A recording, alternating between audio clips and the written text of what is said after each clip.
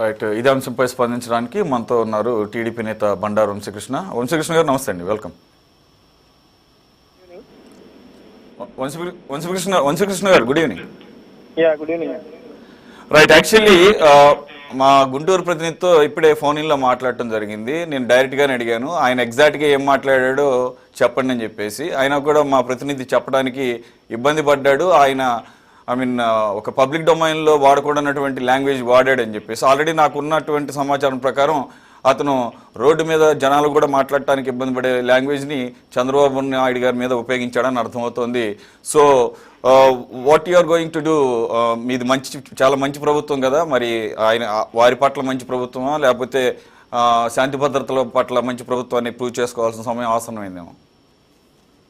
Sir అవును, యాక్చువల్గా అంబటి రాంబాబు ఇతని నోటి దురుసు మనందరికీ కూడా తెలిసింది. అయితే ఇది ఫస్ట్ టైం కాదు, చాలా సార్లు ఇతను ఇట్లాగే చాలా మందిని మాట్లాడినటువంటి వ్యక్తి ఈరోజు గౌరవ ముఖ్యమంత్రి గారిని కూడా ఇదే పదజాలం వాడటం.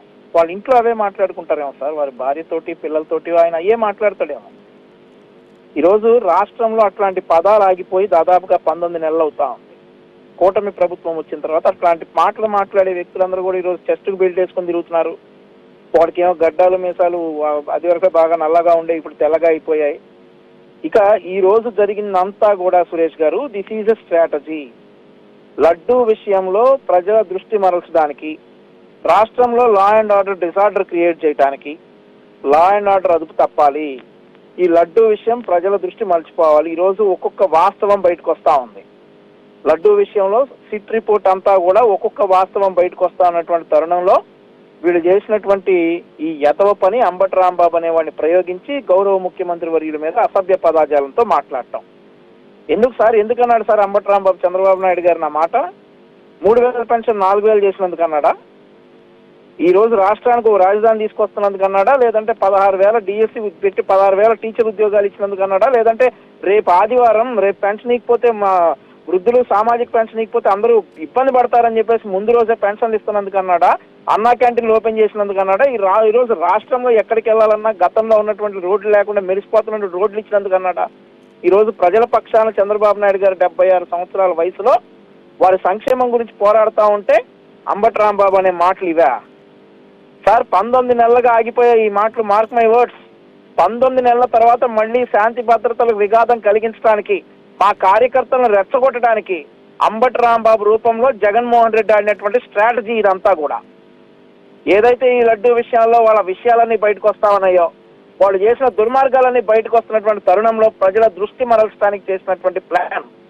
మేము ఆ రోజు సార్, మీకు గుర్తుండే ఉంటుంది, మా కార్యకర్త చేబ్రోల్ కిరణ్ అనే అతను భారతిరెడ్డి గారి గురించి ఒక మాట అంటే అతను ఇమీడియట్ గా 24 గంటలు అరెస్ట్ చేశాం, క్షమాపణ చెప్పించాం. ఈ రోజు మరి అంబటి రాంబాబుతో క్షమాపణ చెప్పించాలి జగన్మోహన్ రెడ్డి, లేదంటే జగన్మోహన్ రెడ్డి అంబటి రాంబాబు ఇద్దరు కలిసిన డ్రామా అని చెప్పేసి మేమందరం కూడా దీన్ని తీసుకోవాల్సి వస్తుంది. ఎంతసేపు సార్ అంబటి రాంబాబు ఇంటికి వెళ్ళి అంబటి రాంబాబును బయటికి లాక్కొచ్చి మేము కొట్టడం? ఎంతసేపు సార్ బయటికి లాక్కొచ్చి అంబటి రాంబాబును కొట్టడం మాకు ఎంతసేపు? కానీ వంశీకృష్ణ గారు భౌతికంగా దాడులు చేయాల్సిన పరిస్థితి అవసరం లేదు. ఆ పరిస్థితి మీకు లేదు. ఎందుకు లేదంటే మీరు ఆల్రెడీ అధికారంలో ఉన్నారు. మేమేమంటున్నామంటే ఏ పార్టీకి సంబంధించిన వ్యక్తి అయినా కానీ ఈ రకంగా లా అండ్ ఆర్డర్ని డిస్టర్బ్ చేసేటటువంటి పనులకు పాల్పడినప్పుడు మీరు ఏ రకంగా కాసేపటి క్రితం చెప్పారో మీ కార్యకర్త మీదే మీరు చట్టపరంగా చర్యలు తీసుకున్నారని, మీరు అదే యాక్షన్ వీరి మీద ఎందుకు తీసుకోరు? ఏంటి మీకున్న సాఫ్ట్ గా అన్నారు? మీరేం మొదటిసారి అన్నారు? నో, 3 రోజుల క్రితం పేర్ని నాని ఏం మాట్లాడాడు? 4 చీరేయాలన్నాడు, ఎవరిది? చంద్రబాబు నాయుడుది. ఒళ్ళు చీరేయాలన్నాడు, ఎవరిది? చంద్రబాబు నాయుడుది. కోసి కారం పెట్టాలన్నాడు, ఎవరిది? పవన్ కళ్యాణ్ది, వీళ్ళిద్దరిది. పవన్ కళ్యాణ్ మొత్తం గుళ్ళన్నీ కూడా క్లీన్ చేయాలన్నాడు. మీకు కనపడటం లేదా? మరి వారి పట్ల ఏంటి సాఫ్ట్ గా అన్నారు? సార్ ఇప్పుడు సాఫ్ట్ కార్నర్ అనే మాటే లేదు సార్, సాఫ్ట్ కార్నర్ అనే మాట లేదు. ఇప్పటికే పోలీసులు నోటీసులు ఇవ్వడానికి అంబటి రాంబాబు ఇంటికి వెళ్ళడం జరిగింది. అక్కడ ఆయన తన స్వభావానికి ఎలాగైతే సూట్ అవుతో అలాగే అతను గొడవలు చేయడం కూడా మొదలైంది. ఏం చేశానని పోలీసులు వచ్చారని ఆ పోలీసులను ప్రశ్నించడం కూడా మొదలైంది. అతను డెఫినెట్లీ చట్టపరంగా శిక్షిస్తాం. ఒక రాష్ట్ర ముఖ్యమంత్రిని గతంలో ఏమి అనందానికి, అసలు పట్టాభి గారి విషయం చూసుకుంటే అప్పట్లో పట్టాభి గారు జగన్మోహన్ రెడ్డి గారిని ఏమీ అనలేదు కూడా. ఆయన అనింది పట్టాభి గారిని, జగన్మోహన్ రెడ్డి గారిని కాదు. అయినా కూడా గాంజా మత్తులో మా ఆఫీస్కి వచ్చేసి దాడులు చేసి పట్టాభి గారి నుంచి ధ్వంసం చేశారు. మీకు అది గుర్తుపెట్టుకోవాలి. లా అండ్ ఆర్డర్ ఇష్యూ క్రియేట్ చేయడానికి వాళ్ళు ఎంతకైనా తెగిస్తారు. మా కార్యకర్తలందరూ సంయమనం పాటిస్తాం. డెఫినెట్లీ ముఖ్యమంత్రి నారా చంద్రబాబు నాయుడు గారి నేతృత్వంలో లా అండ్ ఆర్డర్ ఎక్కడా కూడా డిస్టర్బ్ కానివ్వము. ఏదైతే అంబటి రాంబాబు చేశాడో కామెంట్స్, ఆ కామెంట్స్ కి అయితే జీవితాంతం అతని పార్టీ రెండు కూడా రిగ్రెట్ అయ్యేలాగా చేస్తామని చెప్తా ఉన్నాం. చట్టపరంగా తీసుకోవాల్సినటువంటి చర్యలన్నీ కూడా డెఫినెట్లీ తీసుకుంటాం. ఇప్పటికే పోలీసులు అంబటి రాంబాబు ఇంటికి చేరుకున్నారు. అతనికి నోటీసులు ఇస్తారు. అతను డెఫినెట్లీ ఈ కేసులో అరెస్ట్ చేస్తారని చెప్పి మీకు తెలియజేసుకుంటా ఉన్నా సురేష్ గారు. ఒకటి వంశీకృష్ణ గారు, ఇప్పుడు ఈ సమస్య ఎక్కడ స్టార్ట్ అయింది మనం చూసే ప్రేక్షకులకి వినేవాళ్ళకి కూడా తెలియాలి. SIT final charge sheet file చేసింది, ఏసీబీ కోర్టులో సబ్మిట్ చేసింది. దానిలో క్లియర్గా ఒక్క పాల చుక్క లేకుండా, ఒక నెయ్యి చుక్క లేకుండా 68 లక్షల లీటర్ల కేజీల నెయ్యిని తయారు చేశారు. 20 కోట్ల లడ్డూలు తయారు చేశారు 21-24 మధ్యలో అనేది. ఇది కదా వాస్తవం. మరి క్లీన్ చిట్ ఇచ్చేశారని చెప్పేసి ప్రచారం చేసుకుంటున్న సందర్భంలో మరి రాష్ట్ర వ్యాప్తంగా ఈ ఫ్లెక్సీ ద్వారా ప్రజలు వెళ్ళదలుచుకున్నారా? ఈ ఫ్లెక్సీల్లో కూడా ఒక టీడీపీ వాళ్లే కాదు, కొన్ని హిందూ సంఘాలు కూడా పెడుతున్నాయి. మరి ఇదే రీతిని చంద్రబాబు నాయుడు గారి మీద రెచ్చిపోయినట్టు హిందూ సంఘాలను రిప్రజెంట్ చేసేవాళ్ళు, ఇంకా మాట్లాడితే బీజేపీ వాళ్ళు కనుక రంగంలో దిగితే మోదీని కూడా ఇదే రకమైన తిట్ల దండకానికి దిగే సాహసం వాళ్ళు చేస్తారా? సార్ ఇప్పుడు ఇంట్లో 39వ పేజీలో అనుకుంటారండి, నేను రాత్రి చూశాను. 39వ పేజీలో 36వ పేజీలోనూ క్లియర్ గా యానిమల్ ఫ్యాట్ ఉంది అని చెప్పేసి కూడా వచ్చింది సిట్ రిపోర్ట్. సో ఆ వచ్చినటువంటి నేపథ్యంలో మాకున్నటువంటి ఇన్ఫర్మేషన్ అంతా కూడా సిఫ్ట్ రిపోర్ట్ ఇచ్చిన తర్వాత ప్రభుత్వం ఎలా రెస్పాండ్ అవుతుందో చూసి మమ్మల్ని రెస్పాండ్ అవ్వాలి పార్టీ పరంగా మేమంతా అనుకున్నాం. ఈలోపు ప్రజల దృష్టి మరల్చడానికి అసలు జంతు కొవ్వు లేదు కాబట్టి మేము సచ్చిల్లో అని చెప్పేసి వైఎస్ఆర్ కాంగ్రెస్ పార్టీ చేస్తున్నటువంటి కొన్ని ఈ దుష్ప్రచారాలను ఈ హిందూ సంఘాలన్నీ కూడా తీవ్రంగా ఖండించి బోర్డులు ఏర్పాటు చేయడం జరిగింది. రాంబాబు గారు ఆ బోర్డు దగ్గరికి వెళ్ళిపోయి ఆ బోర్డులు తీసేయాలని చెప్పి చేసినటువంటి హడావిడిలో ఆయన స్ట్రాటజీగా ఏదైతే లా అండ్ ఆర్డర్ ఇష్యూ క్రియేట్ చేయాలనేటువంటి ఒక స్ట్రాటజీతోనే అంబటి రాంబాబు ఈ రోజు ఆ వ్యాఖ్యలు చేసినటువంటి పర్యవసానం. ఏదైతే జగన్మోహన్ రెడ్డి ఆర్డర్ తోటే మా నాయకుడు చంద్రబాబు నాయుడు గారిని ఆ మాట్లాడినట్టుగా మనకు తెలుస్తా ఉంది. ఈ మాట్లాడినటువంటి క్రమంలో మా నాయకులు మా కార్యకర్తలందరూ కూడా సంయమనం కోల్పోయి అతని మీద దాడి చేస్తారో, అతని ఇంటి మీద దాడి చేస్తారో, లేదా ఇంకేదన్నా చేస్తారో అని చెప్పి ఎదురు చూశారు. కానీ నాయకుడి మాట శిరోధార్యంగా ఈ రోజు మేమందరం కూడా కట్టుబడి ఉన్నాం. డెఫినెట్లీ చట్టపరంగా శిక్షిస్తాం, కానీ చట్టాన్ని మా చేతిలోకి తీసుకోం. రైట్. ఒకటి మీరు 30వ పేజా 34వ పేజా అది చూద్దాం. యాక్చువల్గా సిట్ ఆల్రెడీ గవర్నమెంట్కి కూడా ఒక లెటర్ని సబ్మిట్ చేసింది, సింగాల్ లాంటి వాళ్ళ మీద, ధర్మారెడ్డి లాంటి వాళ్ళ మీద యాక్షన్ తీసుకోవాలని చెప్పేసి. సరే, ఆబ్వియస్గా ఇక్కడ పొలిటికల్ అపాయింట్మెంటీస్గా ఉన్నటువంటి సుబ్బారెడ్డి గారు కానీ కరుణాకర్ రెడ్డి గారి కానీ పేర్లు లేవు. దాంతో వాళ్ళు దాన్ని ఒక అలుసుగా తీసుకున్న పరిస్థితి.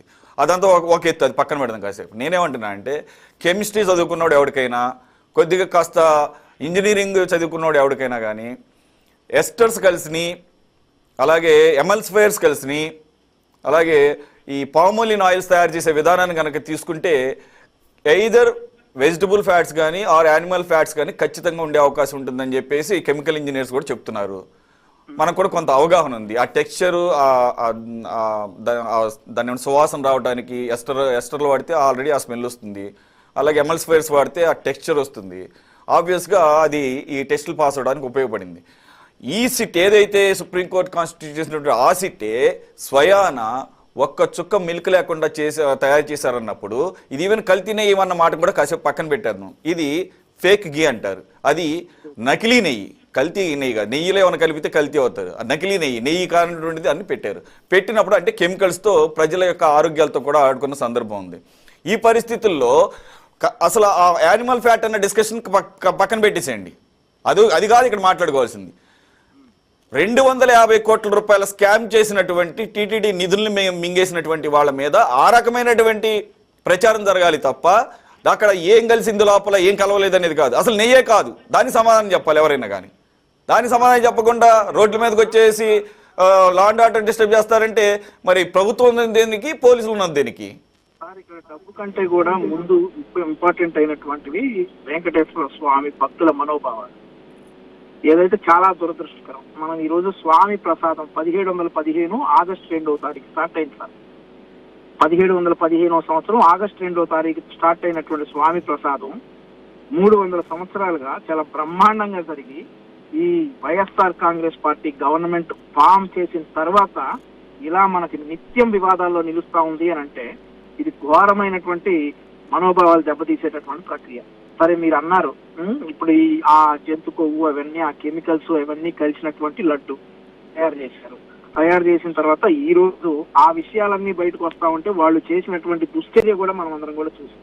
మేము ఏదైతే చెప్తా ఉన్నామో ఈ లడ్డు వ్యవహారంలో సిట్ రిపోర్ట్ ఇచ్చిన తర్వాత డెఫినెట్లీ ఇందులో వెనుక ఉన్నటువంటి రాజకీయ నాయకులు కావచ్చు, దీని వెనుక ఉన్నటువంటి అధికారులు కావచ్చు, ఎవరిని కూడా క్షమించే ప్రసక్తే లేదు. డెఫినెట్లీ యాక్షన్ తీసుకుంటాం అయితే జరుగుతుంది. కానీ ఈ లోపు ప్రజల దృష్టి మరల్చడానికి వీళ్ళు చేసినటువంటి విశ్వ ప్రయత్నాలన్నీ కూడా మీరంతా కూడా గమనించాలి. ఆ ప్రయత్నాలు విడిచిపెట్టడంతో మళ్ళీ ఈ రోజు గౌరవ ముఖ్యమంత్రి వర్యుల్ని తిట్టడం ఏముంది సార్? గతంలో ఇట్లాంటివి వస్తే ఎప్పుడు సార్ ఈ రాజశేఖర రెడ్డి గారు ఆ టైంలో ఇలాంటివన్నీ కూడా 5 సంవత్సరాల్లో ఏదో ఒక రోజు చూసేవాళ్ళం సార్. ఒక రోజు అసెంబ్లీ సాక్షిగా రాజశేఖర రెడ్డి గారు నీ తల్లి నేను ఎందుకు కనిందా అని బాధపడుతుందని చెప్పిన మాటకి ఆయన వెంటనే క్షమాపణ కోరారు. రాజశేఖర రెడ్డి గారు అసెంబ్లీలో ఆ మాట అన్నారు. ఆ తర్వాత ఎప్పుడైతే జగన్మోహన్ రెడ్డి అధికారంలోకి వచ్చారో అప్పటి నుంచి ఈ నిత్యకృత్యం అయిపోయాయి. కాకపోతే 19 నెలల నుంచి ఆగినాయి, మళ్ళీ ఈ రోజు ప్రారంభమైంది. ఆ సంస్కృతి కూటమి ప్రభుత్వంలో అయితే ఉండనివ్వం. డెఫినెట్లీ అంబటి రాంబాబు ఈ రోజు చేసినటువంటి వ్యాఖ్యలకి జగన్మోహన్ రెడ్డి వైఎస్ఆర్ కాంగ్రెస్ పార్టీతో సహా అందరూ మూల్యం చెల్లించుకుంటారని అయితే నేను చెప్తా ఉన్నా. ఏ విషయాన్ని అయితే సైడ్ ట్రాక్ చేయడానికి ట్రై చేశారో డెఫినెట్లీ ఆ విషయాన్ని మాత్రం దేవదేవుడు వెంకటేశ్వర స్వామి ఆశీస్సులతో ఇవన్నీ కూడా బయటపడతా ఉన్నాయి. వీళ్ళ లీలలు వీళ్ళ దుర్మార్గాలన్నీ కూడా వెంకటేశ్వర స్వామి ఆశీస్సులతో ఈ రోజు ఈ ఇన్వెస్టిగేషన్స్ అవన్నీ కూడా సాగుతా ఉన్నాయి. ఎవ్వడు తిరుమల తిరుపతి దేవస్థానానికి ఇట్లాంటి అపవాద తెచ్చింది ఎవ్వడు కూడా మామూలుగా బయట పడడు అని చెప్పేసి సందర్భంగా చెప్తా ఉన్నా సురేష్ గారు. Okay right. Okay Vamshi Krishna, thanks for joining.